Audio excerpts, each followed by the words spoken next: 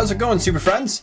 Today I thought it might be kind of fun to show you my Johnny Lightning diecast Batmobile model kits. Now these are already put together, so I'm not going to be doing anything like that for the episode. It's not like we're going to go back and say, let's see how I put these together, because I did these a long time ago, but I think these are so cool that I figured, why not just do a quick little showcase of them so that maybe some of you Batmobile fans who didn't know these exist will know that they do exist and that you can find them actually still fairly cheap online, and maybe you can put these together yourself. So this first Batmobile I want to start with is the 1950s Batmobile, or one of the 1950s Batmobiles.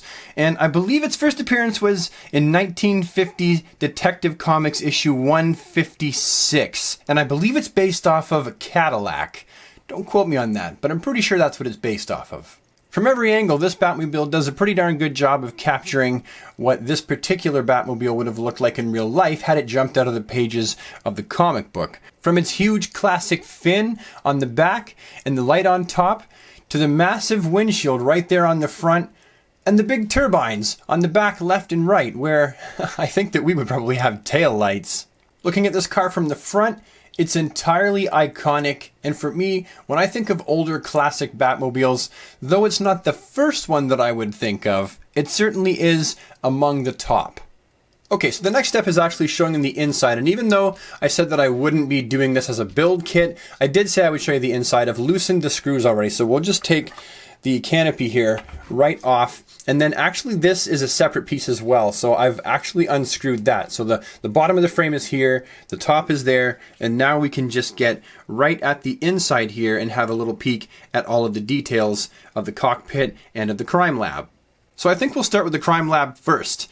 You got the desk space right here, this nice desk that fills the entire back here, Batman's little stool on the metal flooring here. There's so much detail that put into this. There's a fire extinguisher down here in the corner. Just try and get it where the shadows aren't completely covering it. It's hard to actually see it because the whole thing is black. And yes, I haven't painted the inside of this yet. That's the next step, but I don't have all the paints to do it. And you've got right up close here, you've got all the stuff that Batman would need for a mobile crime lab. You've got a microscope, you got beakers, you've got this little monitor here, you've got, those are beakers, that's, I forget what these are actually called. More scientific-y, glassy things. And you got like a little thing here for him to cook the stuff on. I really don't know my scientific terms when it comes to lab implements. I really should have paid more attention in high school science. But not only does the crime lab have all the details here, it's actually got more storage space here behind the seats. There's entire cabinets and drawers there behind Batman and Robin's cockpit seats. So that's really interesting. But then we move up forward to the inside of the cockpit, and the seats, I mean, those look like really nice, comfortable 1950s sports car seats. Pretty darn cool. You got the steering wheel there, and there's lots of detail up here. All the gadgets and I think that's a CB right there for him to communicate. It looks like there's a phone there as well. So there's a ton of detail on the inside of this Batmobile. So if you're really into collecting Batmobiles and you don't have this one, or you got someone who's like a kid or someone you're trying to help get into their first model kits, these are really simple to put together.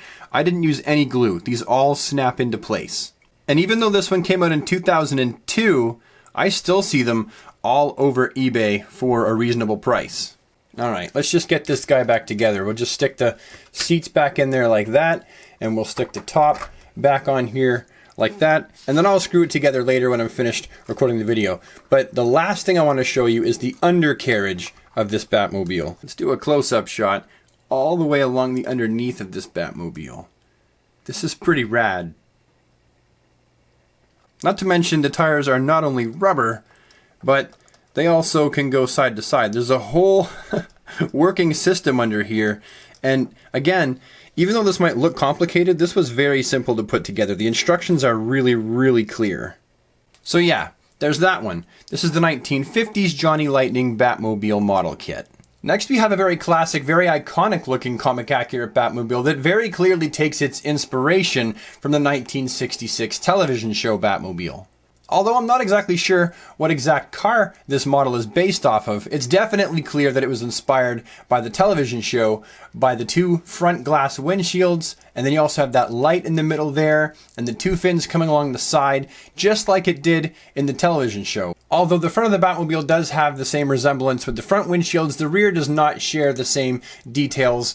Instead, what you have is these two contours that follow along the back of the headrests and go most of the way down the back of the Batmobile. And the rear of this Batmobile is actually a lot different than the 66 television show Batmobile. With the television show Batmobile, the turbine being right in the middle, this one has one on the left and the right, much like the last Batmobile that I reviewed. However, this Batmobile does have very much the same rims with the red bat in the middle and the 5 spokes. The inside cockpit of this Batmobile, again, it's been minimally painted. I think I painted just the seats because that's the only color that I had. And just painting the seats makes this look a whole lot better. But if you look online, you can see people that have done a whole lot more work. Like, there are people that have painted this one and the last one I showed right to the nines. And truly, taking the time to paint this Batmobile is going to make it look a whole lot better. Although, I think I'm missing a detail right there. I believe something fell out. I think it's a phone, actually. I have no idea where it is. Maybe it's inside. Nope, it's not even inside. It's just gone. Now, one feature that this Batmobile has that the other one does not is you can actually open up the hood and you can see the engine. And again, this is because it's a black Batmobile and nothing's painted. It's going to be a little bit difficult to see what's going on in there, but it's still a neat detail that you can actually open it up and see what's going on the inside. Let's close it up and have a peek at the bottom. Now, this Batmobile doesn't have nearly as much detail on the bottom as the previous one did, but there's still a whole lot going on there. And like with the last one, you have a whole working system here where the tires go back and forth and you can see all the little mechanisms moving as well, which is a really cool feature, and it boasts the rubber tires just the same as the last one too. So this is a very, very cool Batmobile in its own right. But I do want to point out that this Batmobile, along with this Batmobile, it's important that you know that these are not toys. Once you put these together, it's important that you don't go giving these to your children because they will break. The tires, the wheels will break off, and these are really just display pieces to put on a shelf and take down and dust off every once in a while. So there we have it, my review / show and tell of my two Johnny Lightning Batmobile die-cast snap-together models. I love them, and I think you will too if you can manage to find them on Amazon or eBay. I still see both of them for reasonable prices, so it shouldn't be that hard. I'm sure that you will love them. I do too.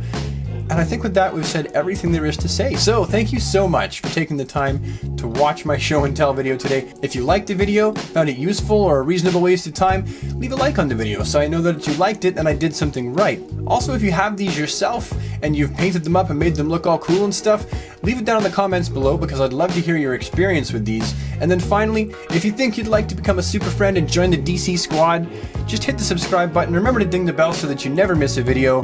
And I will see you next time. Thanks for watching, everybody. As always, have a splendid day.